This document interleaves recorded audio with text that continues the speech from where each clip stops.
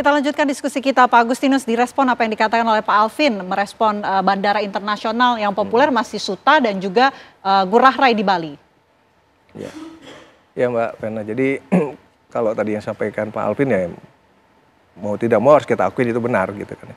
Artinya memang untuk rute-rute penerbangan internasional yang masih menjadi rute favorit yaitu memang Cengkareng dan Pasar.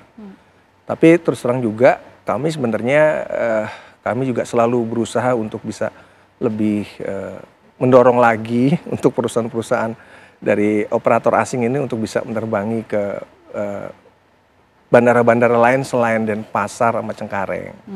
Ya artinya kami juga saat ini coba selalu mendorong untuk Yogyakarta. Kami juga selalu mendorong untuk Lombok. Kami juga selalu mendorong untuk Manado, ya Medan, ya. Daerah-daerah yang buat kami itu memang memiliki potensi wisatawannya juga cukup bagus ya, tempat wisatanya juga cukup bagus. Itu yang juga kami selalu dorong.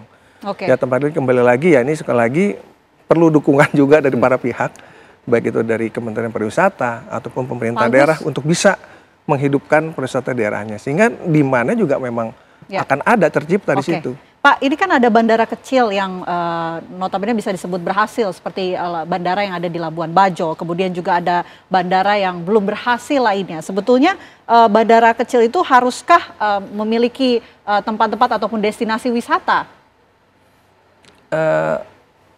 Kalau memang tempat itu ada daerah, memang ada tempat wisatanya, kenapa nggak didorong untuk itu kan gitu, Mbak. Ke Labuan Bajo saat ini memang baru dilayani untuk internasionalnya sudah cukup bagus itu dari Malaysia. Ya, artinya dia juga mendatangkan wisatawan dari Malaysia itu memang cukup bagus ke Labuan Bajo. Dan jadi faktor pariwisata itulah yang menjadi mengundang wisatawan asing. Kemarin sempat stop juga Jetstar Airways gitu ya, Jetstar Asia itu kemarin juga stop. Tapi diharapkan nanti di bulan Desember ini Scoot Airlines akan terbang juga ke Labuan Bajo. Artinya nanti wisatawan dari Singapura akan datang juga ke Labuan Bajo. Nah harapannya juga akan begitu juga untuk daerah-daerah lain yang memang mungkin daerahnya bisa memang menjadi daerah wisata yang menarik seperti Sorong kita buka, harapannya juga Raja Ampat juga bisa kita dorong lagi gitu loh untuk bisa operator asing bisa terbang ke sana. Oke. Pak Trubus, masih adakah harapan untuk menghidupkan bandara-bandara yang kita sebut terlantar ini? Masih dong, kita optimis ya sebenarnya karena kan tentu saat ini butuh kebijakan political will dari pemerintah pusat ya untuk bagaimana menghidupkan bandara-bandara yang kategori terlantar itu. Di satu sisi memang bagaimana juga investasi itu harus juga diprioritaskan ya, sehingga para investor yang dari luar diharapkan berdatangan itu juga harus terwujud gitu. Yang lainnya ya menurut saya memang ini bagaimana pemerintahan daerah ini sendiri agar juga menyadari bahwa keberadaan bandara yang sudah dibangun itu harus dimanfaatkan. Satu sisi juga bagaimana sebenarnya pemanfaatnya kalau perlu hanya domestik aja dulu. Jadi dorong dengan bagaimana caranya pemerintah pusat maupun pemerintah daerah memikirkan agar kosnya lebih murah gitu kan, sehingga orang lebih cepat menggunakan pesawat daripada menggunakan transportasi darat seperti itu. Jadi ada perbandingan yang sangat konkret karena memang kondisi culture masyarakat kita ini sukanya yang murah, Mbak. Jadi kalau murah maulah mereka menggunakan itu. Tapi kalau sisi-sisi yang lain tentu kita mengatakan itu untuk kepentingan pariwisata, kepentingan yang lain, ya tentu ini kolaborasi kementerian juga di tingkat pusat ini harus digerakkan agar ada semacam upaya sungguh-sungguh untuk dalam tanda petik menyelamatkan dari ketelantaran ini, dan ini sifatnya jangka pendek. Mudah-mudahan karena situasi politik ekonomi sangat mempengaruhi, Mbak, bagaimana trust publik terhadap yang namanya bandara-bandara itu. Dan dalam hal ini tidak hanya persoalan pariwisata yang diharapkan, tetapi juga situasi yang mendukung bagaimana kita dipercaya oleh dunia internasional trust itu terhadap kondisi di dalam negeri itu sendiri, sehingga orang berinvestasi. Bagaimana investor juga kebanyakan larinya ke Vietnam, larinya ke ini, kita selalu kalah melulu kan, ke Malaysia. Nah ini juga menjadi potret di mana kemudian ada sesuatu yang perlu dievaluasi menurut saya di dalam negeri, tidak agar bandara ini kondisi bandara ini kan seperti efek domino, Mbak, ketelantaran sesuatu yang tidak pernah dirancangkan Mbak Mula, tapi memang itu kan awal. Nah bagaimana kemudian nanti misalnya 5 tahun atau 10 tahun yang akan datang bisa menjadi apa istilahnya andalan lagi, prioritas. Nah tentu ini perlu kerja keras. Kalau tidak membiarkan saja seperti itu ya hanya bahwa itu seolah proyek, karena sebagian juga membuat itu proyek pemerintah pusat. Jadi pemerintah daerah sepertinya nggak dilibatkan, nggak ikut mengenyam apapun. Ya itu menjadi hal yang menurut saya juga ada perilaku-perilaku buruk di kita sendiri, Mbak. Pak Alvin, menyelamatkan dari keterlantaran ini, apakah perlu insentif atau ada cara lain? Ya Mbak, jadi gini, bandara ini kan sebenarnya gerbang ya untuk keluar masuknya manusia maupun barang ke suatu daerah. Nah, sebenarnya potensi yang bisa menghidupkan bandara ini kalau daerah-daerah ini mempromosikan daerahnya ke daerah lain, nggak usah ke luar negeri lah.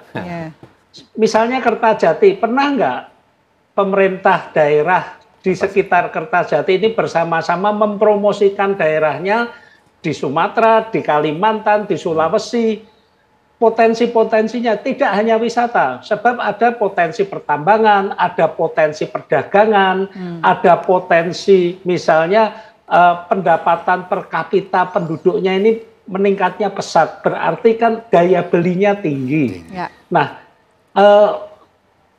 saya khawatir ya daerah-daerah ini kurang mempromosikan potensi daerahnya, sama juga yang ingin punya bandara internasional. Kenapa yang rame itu baru Soekarno-Hatta dan Denpasar? Tadi Pak Agustino sudah menyampaikan mendorong agar mau terbang, tapi kalau daerahnya tidak pernah mempromosikan daerahnya di Singapura, di Malaysia, di mana ya akhirnya hanya orang kita yang keluar, tapi tidak bisa menarik tamu dari luar negeri masuk, dan tamu dari luar negeri masuk itu kembali lagi tidak hanya pariwisata. Bisa pertambangan, bisa perdagangan, bisa industri. Ini yang harus kita tekankan, promosikan daerah agar mendatangkan orang datang melalui udara. Bukan hanya mendorong orang kita ke luar negeri. Ini yang saya sangat sesalkan, bandara-bandara yang kemarin dibuka kembali untuk internasional, ini bahkan pemerintah daerahnya ini promosinya sekarang kalau ke luar negeri nggak usah lewat Jakarta gitu. Bukan mempromosikan di luar negeri agar datang ke daerahnya, tapi justru mendorong warganya ke luar negeri. Ini apa nggak pusing, Mbak? Gitu, Mbak. Oke, baik. Pak Agus, apa yang disampaikan oleh Pak Alvin, promosikan daerah ke daerah lainnya, seperti senada juga yang disampaikan oleh Pak Trubus, bahwa intinya ada sinergitas antara kementerian lain untuk mempromosikan daerah tersebut agar ramai begitu datang melalui jalur udara. Betul, Mbak. Iya. Dan kami juga sebenarnya juga cukup intens kami berkomunikasi dengan Kementerian Pariwisata. Ya, kami bisa mendorong lah ya untuk bisa semakin banyak penumpang dari luar yang datang ke Indonesia. Jadi bukan hanya penumpang atau orang Indonesia yang pergi keluar ya. Tapi memang kan harus diakui ya, kalau kita lihat ke negara-negara lain, orang itu melihatnya berkunjungnya pasti kebanyakan pariwisata. Oke, mungkin dari faktor-faktor lain tadi yang Pak Alvin sampaikan, mungkin dari di sekitarnya ada industrinya gitu kan, atau ada miningnya. Oke, itu menjadi salah satu juga faktor yang bisa mendukung. Tapi harus diakuin kan sebenarnya yang kita harapkan adalah memang dari sektor pariwisata lah yang bisa kita bisa kita datangkan untuk bisa mendapatkan devisa buat negara ini. Jadi pemerintah masih campur tangankah untuk bandara yang terlantar ini? Campur tangannya seperti apa nih? Masih campur tangan gitu untuk kemudian mempromosikan, memberikan perhatian terhadap bandara-bandara. Tentu. Sampai saat ini kita terus masih mendorong terus kok. Kayak Kertajati, seperti saya sampaikan, ya harapannya ini kita coba untuk dorong untuk penerbangan. Haji sudah berjalan setiap tahun memang. Umroh nanti harapannya seperti itu.